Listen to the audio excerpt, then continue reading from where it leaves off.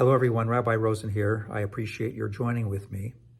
It has certainly been a very difficult, a very dark week. We have seen so much violence, so much loss of life, and we need to pause and to reflect upon that this Shabbat and this weekend. Certainly for all of us who see the experience of anti-Semitism as being an ongoing force in the world, the attack on Bondi Beach in Australia truly represents an elevated attack on the part of those who would seek our destruction, an act of terrorism. I think those names deserve to be known and repeated.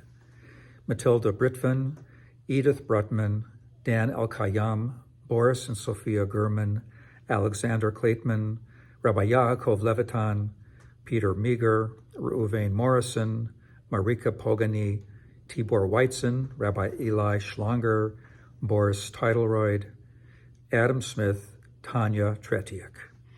Sadly, these were not the only individuals whose lives were forfeited this week.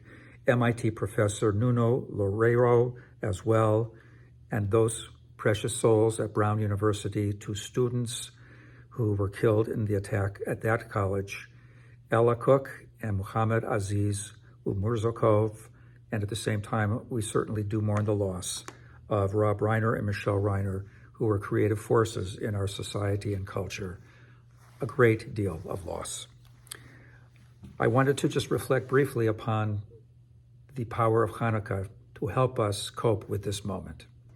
When it comes to lighting candles, and we have a lot of candles in Jewish life, you can place a yahrzeit candle in any safe location.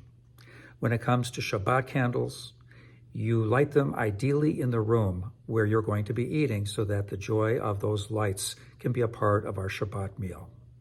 However, when it comes to Hanukkah candles, our sages were very clear.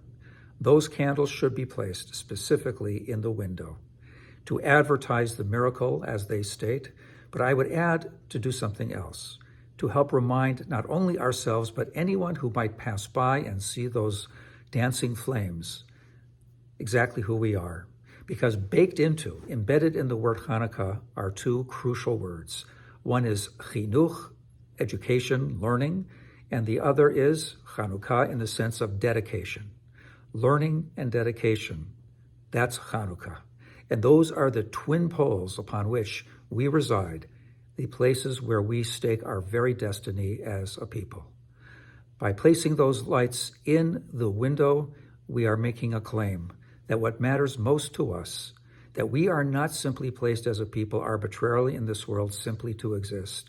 We are here to constantly learn and to live the values of generosity, of justice, of being able to create a far better world, of patiently and with peacefulness at its core, striving to create bridges of understanding and to make all of our lives much better. That is what we are all about.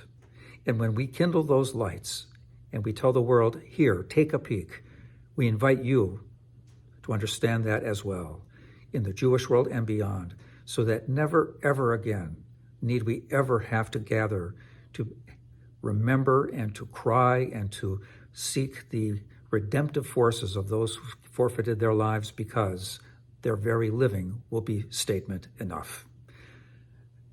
This Shabbat, this evening, as well as tomorrow, we are going to continue commemorating those lives that were lost, a particular focus as a Jewish community on the Australian disaster. At the same time, we're going to celebrate the attribute of courage that took place in the midst of this terrible tragedy, and courage that is at the heart of Hanukkah, the heart of Torah, and I pray, the heart of all of our lives.